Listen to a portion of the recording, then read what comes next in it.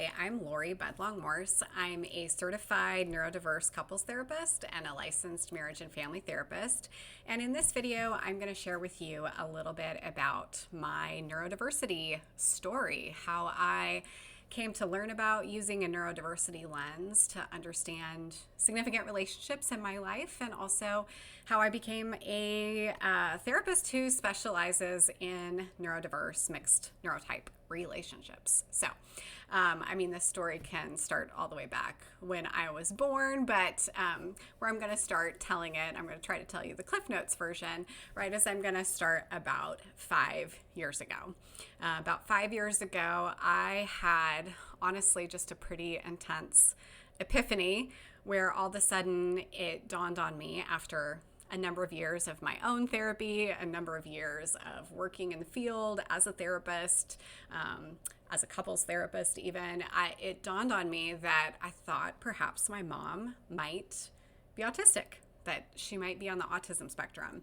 And it was such a revolutionary thought. It was something I had never, ever considered before. No one in my life had ever even suggested that that could be a possibility. At the time, I don't know that I'd ever heard of another human being who had an autistic mother. So it was really this wild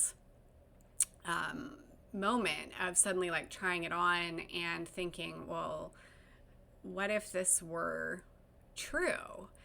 I instantly, just started going through this really intense process of replaying all kinds of scenes from my life and seeing things that made sense to me now or made sense to me in a different way. Just everything became so much clearer.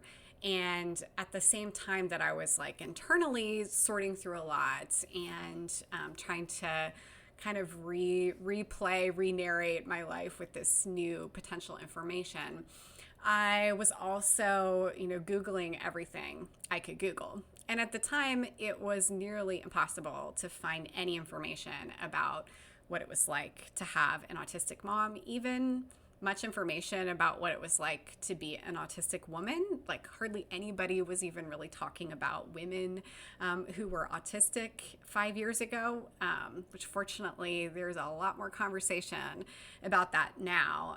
There still is room for a lot more. But I didn't find a lot of information specifically on those things, but I was just cobbling together whatever I could from various blog posts and random internet sources and little bits and pieces of research to try to see if I could piece together different things about autism and about my relationship with my mom and about my family dynamic. And the more I researched, the more I re-narrated, the more things just kept falling into place. Like I've sometimes said when I talk about this, it was like I found this key to unlock this door that I'd been kind of staring at and wondering what was behind it my whole life. When I look back on being even just like a teen, let alone then being an early therapist and a person who was a client in therapy, like there was just always this really vague sense that was hard to put any words to, that there was something really important that I didn't understand or that I didn't know about my family. And I say that in part because if that's how you felt before you found some words for neurodiversity, I just want you to know that it can be really hard to describe that sense that there's something kind of missing from your map for your life, for your world. And I don't know that that's something I ever would have said aloud to anybody, right? There's this locked door and I don't know what's behind it. I felt it, but it seemed like such a weird thing to feel. I don't think I really was able to let myself talk about that feeling with anybody or try to do anything more with it.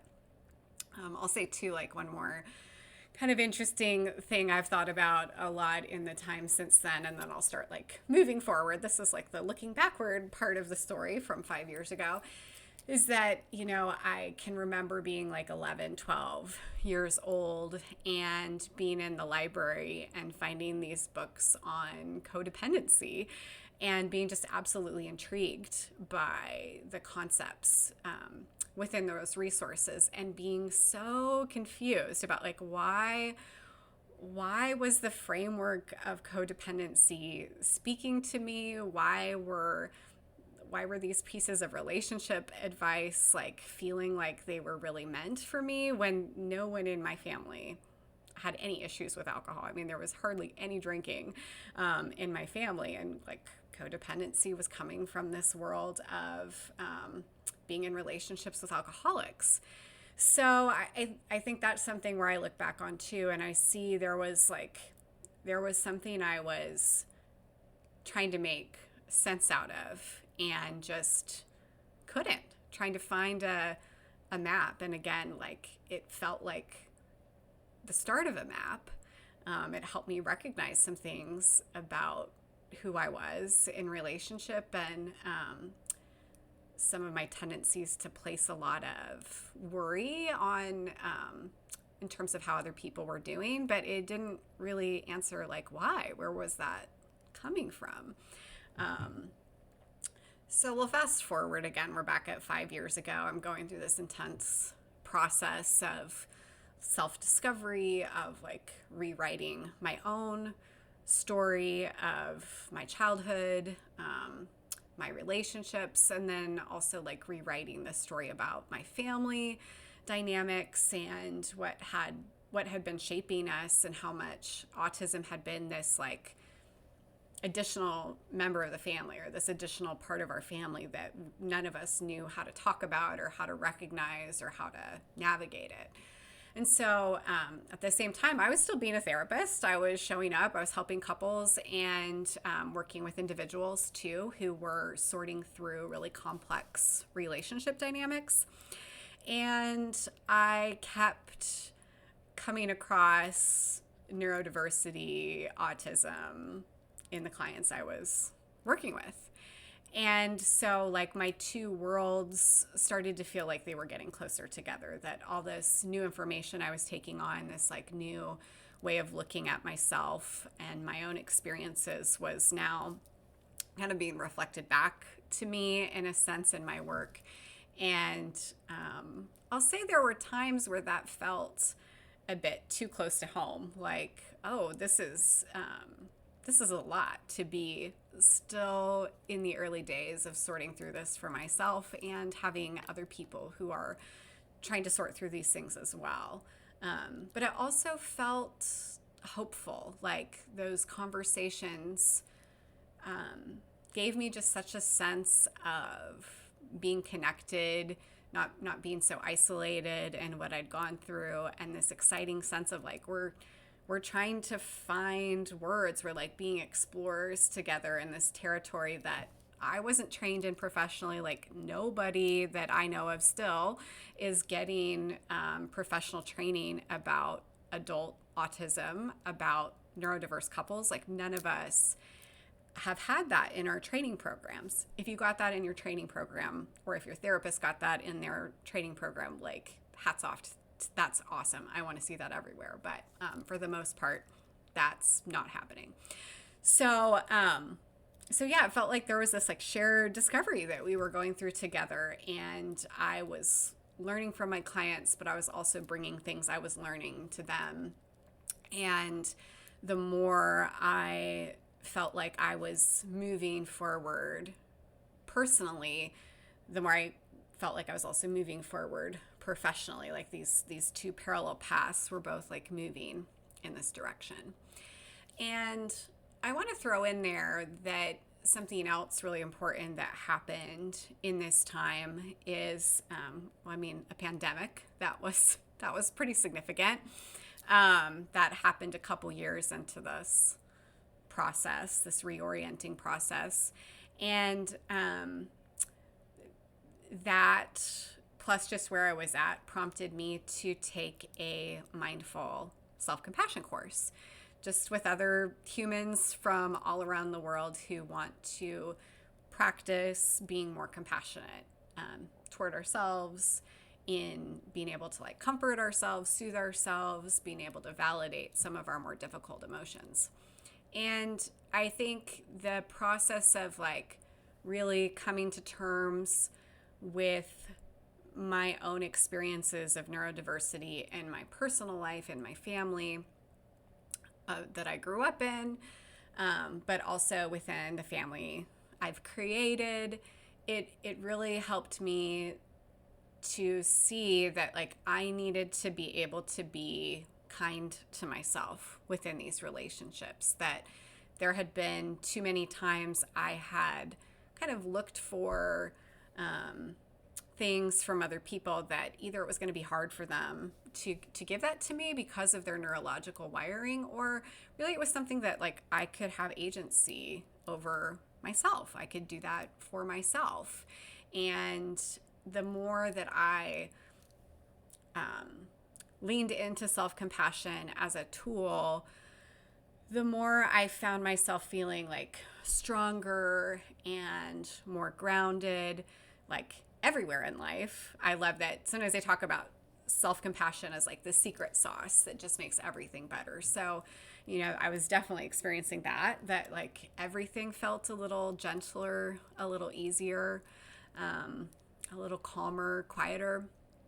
But I also really found that it gave me a lot more room to have acceptance for neurodivergent folks in my life, especially acceptance of my mom, but also just this way that caring about myself and being able to validate some of what had been hard and some of what can still be hard about mixed neurotype relationships, like that I could do a lot for myself, and that taking good care of myself and